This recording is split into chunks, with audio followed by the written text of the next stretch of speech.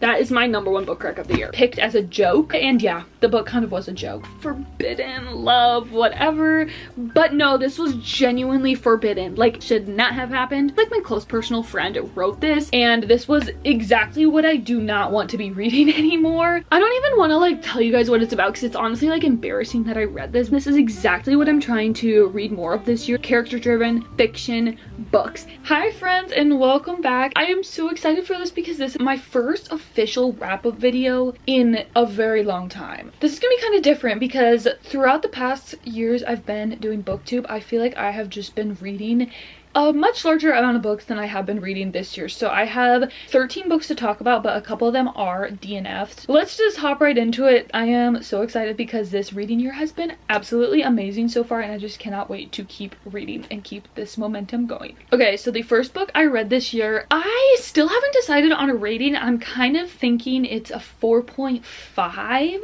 but it could honestly be a 5. And if you have watched me before, you would know that I'm not really an annotator unless a book does this to me. I don't even know what to say, but starting the year off with this book was a good decision and a bad decision. So let me explain the premise and then we'll get into why it was like that. So this follows Iris, and basically one day she is at a bar and she meets this guy August, and he is this super famous basketball player, and they basically just have one night without the they basically just sit there and they talk for hours and hours, and they have such a strong and insane connection. But Iris is actually in a relationship with his rival basketball player. What's his name? Calvin? Oh my god, yeah, I literally accidentally flipped to probably the most traumatic page in this book.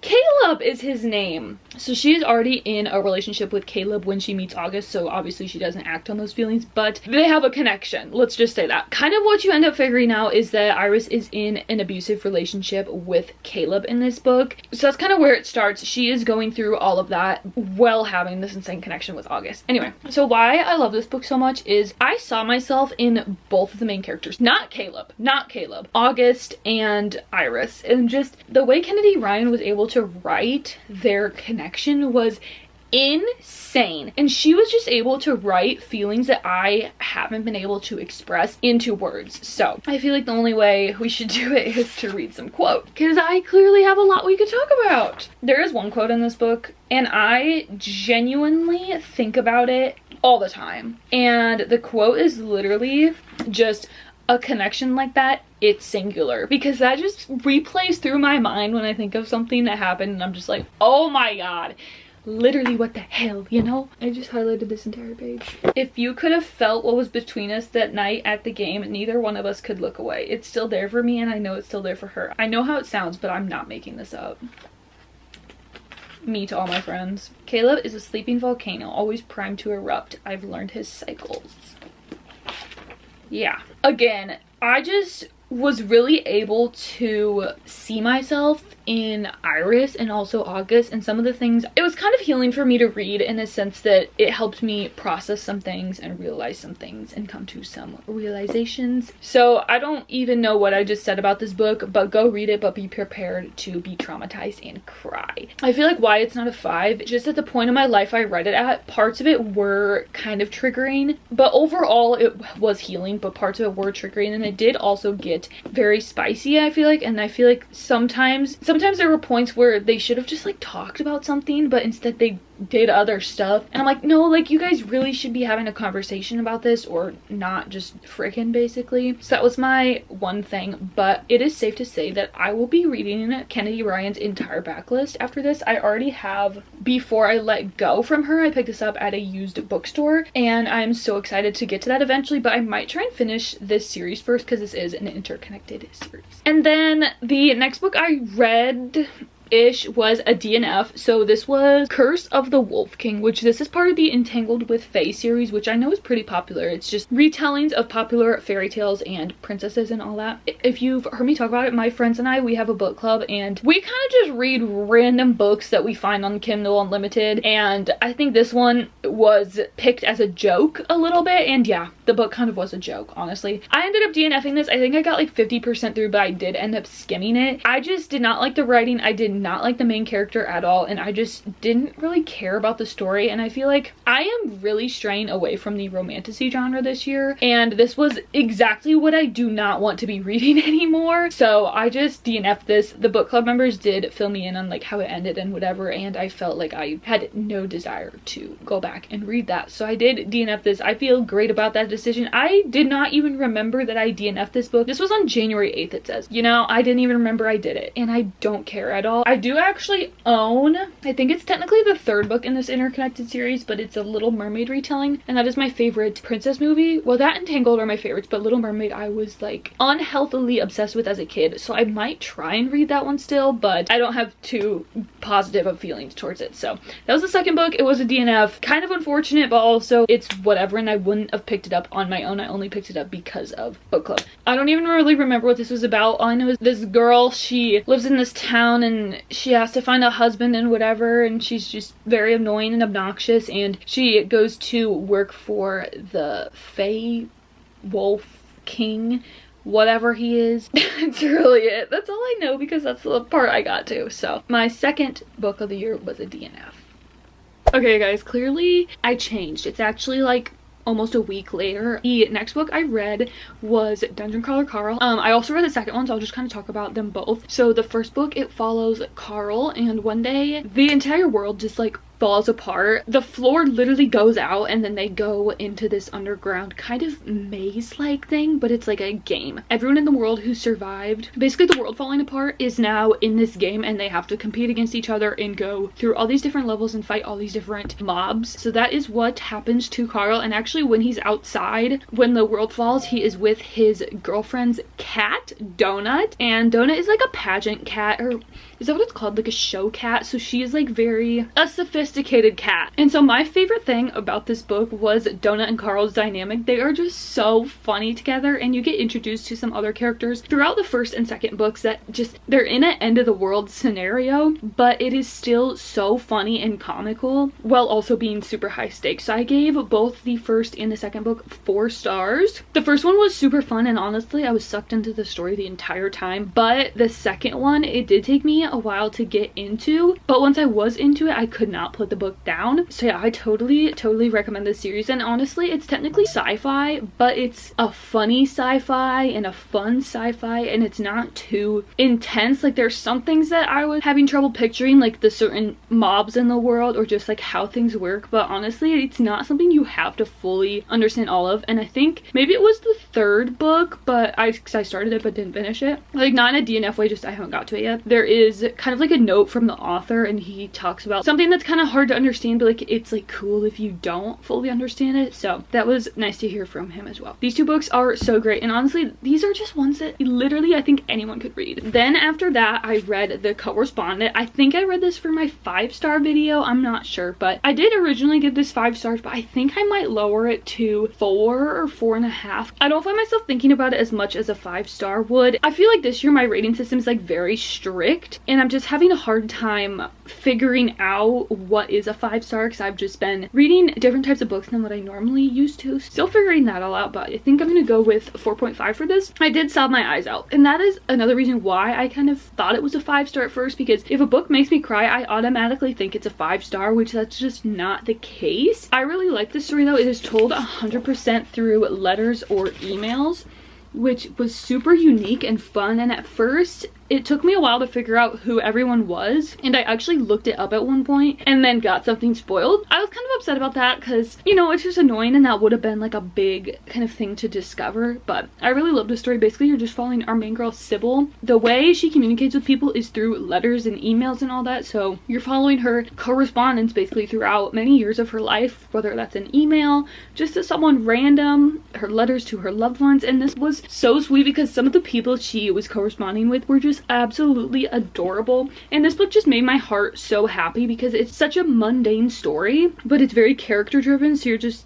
learning about her life basically. And it was just such a beautiful story to see her grow throughout the letters, because she is older, so she is, you know, like declining a bit, I guess. But yeah, I love this book so much. The more I'm thinking about it, maybe it is a 5, but I think a 4.5 is good. But yeah, this was just such a heartwarming story, and I have come to realize that this is the type of book I love. Kind of like Remarkably Bright Creatures, I love a wholesome, character-driven story that's so heartwarming but will also make you cry, and I just love books like this. So if you have any other recs like this and Remarkably Bright Creatures, please send them my way, because I feel like that is what I'm really gravitating towards now. Then I read The Best Worst Thing, which I have just heard amazing things about this when I picked this up, and I was not disappointed at all with it. Again, it's like in between that 4 and 5 star range, but I don't think it's quite a 5, so I think it's like probably a 4.25, which I know it's kind of annoying to read books like that, but sometimes they just deserve that. So this follows our main girl, Nicole, and she is trying super hard to get pregnant with her husband. She's just struggling with it. I don't fully remember the details of it all, but basically it's been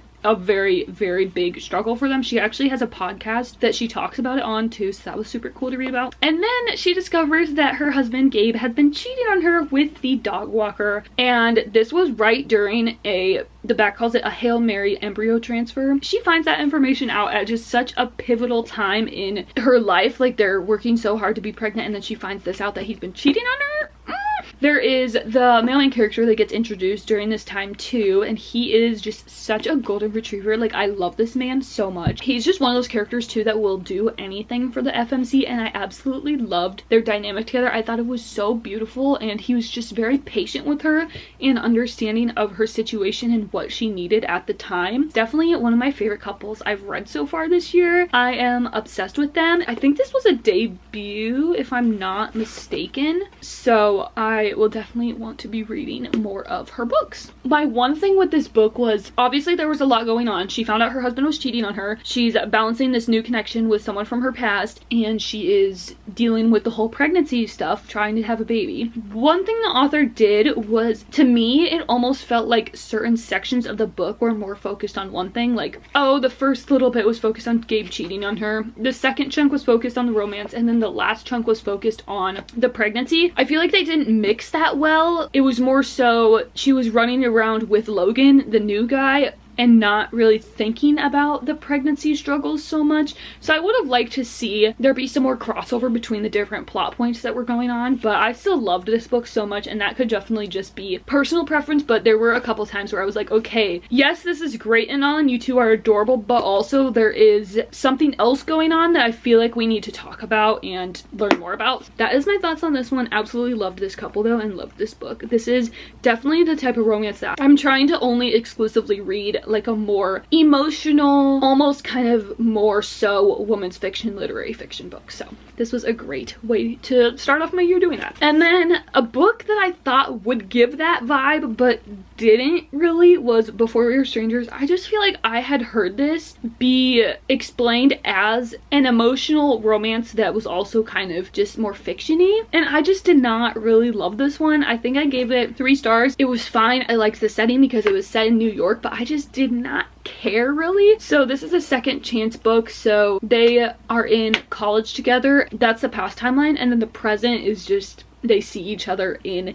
New York. Like, I didn't love the characters, either one of them. I did not connect with them at all, and I just feel like it was kind of surface level. There were things going on in their lives that were mentioned but weren't fully dove deep into, and I felt just like it was missing that, specifically with both of their pasts, like their family. Both of them were kind of talked about to have these family struggles, but we didn't see much of them. We saw a little bit of it, but not much. So I definitely wanted more of that, and I didn't really care, honestly. And then the ending felt very fictional and very rushed. It was very cute. I just remembered something actually. There was this one thing that was introduced like halfway into the book. I don't really know if I loved the way that went about, and part of it like didn't make sense, but I still enjoyed it. It was still fine. I don't really have much else to say. It was fine. I genuinely like never think about this book. Probably don't even remember that I really read it, but not a favorite for me, unfortunately, which I feel like this is so many people's like favorite romance book, or just rated so highly.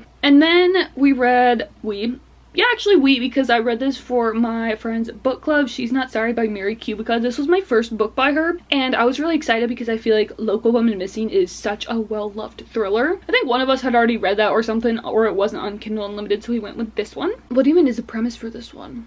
Our main girl, she is a nurse, and on her floor, some patient comes in. The patient had attempted to, you know, herself. So the main girl in this, I don't know her name at all. She was just became really fixated on that because the family kept coming in to see her. So she was like learning more about the family, and then she like wanted to know what happened. And she also has a teenage daughter, and the prologue actually starts, something happens involving her daughter, and that's how the prologue starts. So I was so confused going into this because I didn't read the back. I was like, oh, that's this type of thriller. There's so many different like side plots going on with this book. I don't even know what the back of the book says. The back of the book just talks about how the patient coming in, and she kind of thought it was like a murder, like someone else pushed her. So yeah, she's just learning more about that. And also there is so many other subplots going on in this book with the main girl's daughter, everything you could think of, and I felt like the author was trying to do a little too much with them. The pacing was just so weird. The first 50 to 70% of the book,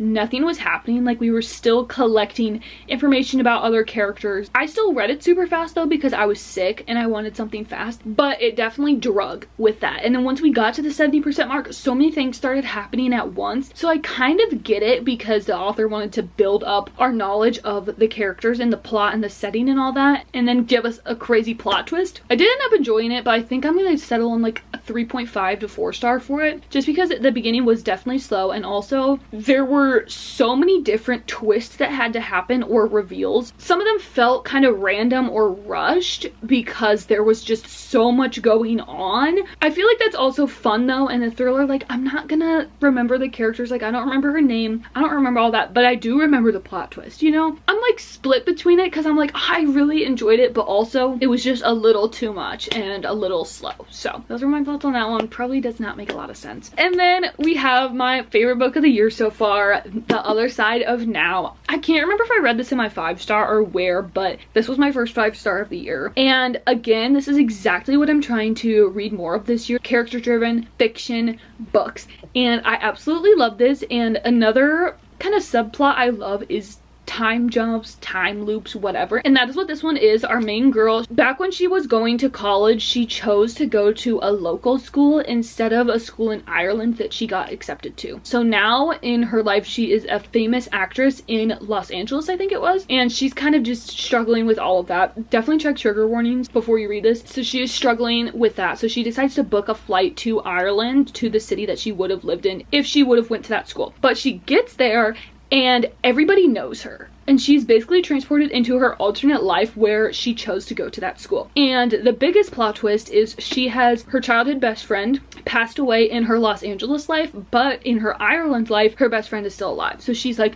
what the hell? I love this book so much because it just really made me think about my life and evaluate my decisions and what I prioritize in my life, like the things that matter the most. And that's kind of what we followed our main girl going through too, because she's like, in my Los Angeles life, I'm prioritizing my career, money, all of that. But back in the Ireland life, it's like, my best friend is still alive, I'm prioritizing so many other different things, and I loved that. I loved following our main girl as she came to the realizations, and I loved the characters in this book so much. All of them. I loved every single one in this book. The side characters were just amazing, and I specifically one of her friends in this world I loved so much. And this book just has so many life lessons with friendship, family, love, all of that. It was also funny sometimes, well, like all the time. I can't picture in my head the best, like I picture but not that good. But this book specifically, her house in Ireland, I think about that setting all the time. Like, just the way it was written was described beautifully. This town felt so magical, and this is seriously one of my new favorite books of all time, and please go read it. And this is one of those books that I was disappointed it was over, not because it was missing something, but because I could read so many more books in this world, and just I could have read so much more about these characters. And the way it ended, I was so worried because obviously there's such high stakes. Like, is she gonna go back to Los Angeles? Is she gonna be able to stay? Whatever, we don't know. And I honestly had no clue,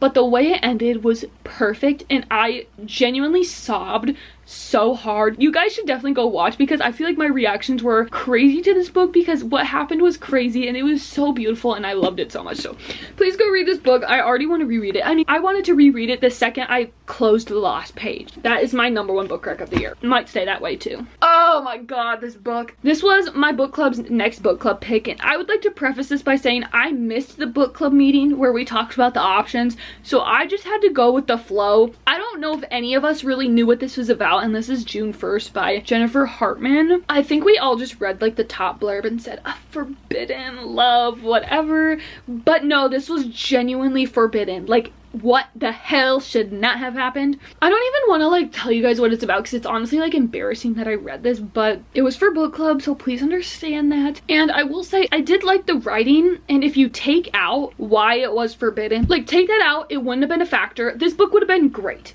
It would have been amazing if that. Like probably a 4 star. With that being said, I'm not rating this book because I can't. So this is about our main characters. Don't know their names. They became next door neighbors, and so when something tragic happens to our main guy's family, he essentially ends up having to live with his neighbors, and the romance is between him and his adoptive sister.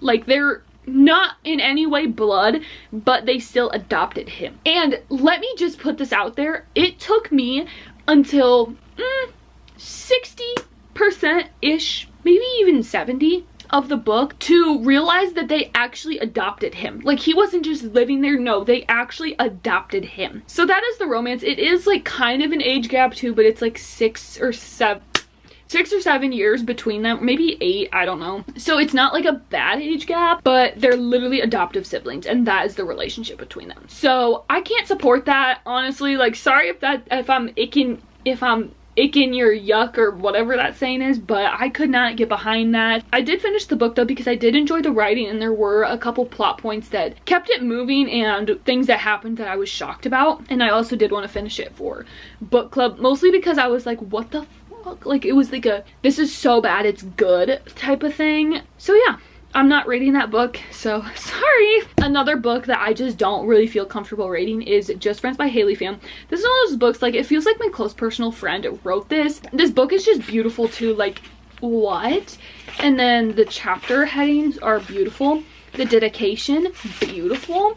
And I think maybe this is a pre-order exclusive or something, but the annotated chapter from her in the back, this just made me feel so excited to do that to my own book someday. I really enjoyed the town of Seabrook, and I thought the setting was super cute. I just kind of think I'm not super into this type of romance anymore, like the fun rom-com, almost YA rom-com. I just don't think I'm really into that anymore, which there were some emotional parts of this. I did really like Declan though. I thought he was super cool, and he was just such a cool character. Like, he has so much about him. I'm not gonna go on too more because I just feel like there's already enough opinions about this book on the internet. If you want like a cute spring summer vibe, definitely pick this up. And if you want a super fast-paced book, pick this up too. It was super quick and easy to get through. And then my second DNF of the year, we have Liar's Beach by Katie something. This I picked up for my highest and lowest book. So going into this with the lowest rating, I really did not have much hope for it. When I started to read more of it, I lost all hope, so I did abandon this book and DNF it. This follows like a 17-year-old boy. You're in his perspective with his friends, and all that was talked about in like the 100 pages I read this book was drinking, partying, girls, all of that guy stuff. And I'm like, I don't care. I do not care at all. And there is an ungodly amount of characters in this book, and I had no clue who they all were. They were all like rich and entitled and just annoying. So yeah, I DNF'd this. There is like someone does die or something in the pool after a night of partying, of course, and I skimmed to that point. Did not care. It did not get interesting from there either, really. So I DNF'd this. I have no regrets. This book cost me $5 at the Barnes Cafe like 2 years ago. Shout out to Goodreads for being accurate with the ratings. And then the last book I finished in March was The Will of the Many. Guys, this was so good, which I knew. I had high expectations going into this because I've only heard good things, and this was the highest rated for my highest rated video with a 4.6. I had high expectations, obviously, and it did not disappoint. I think I settled on a 4.5 for it. I don't know why it's not a 5. I think just because it did take me a while to understand the political system and like the rankings of power, but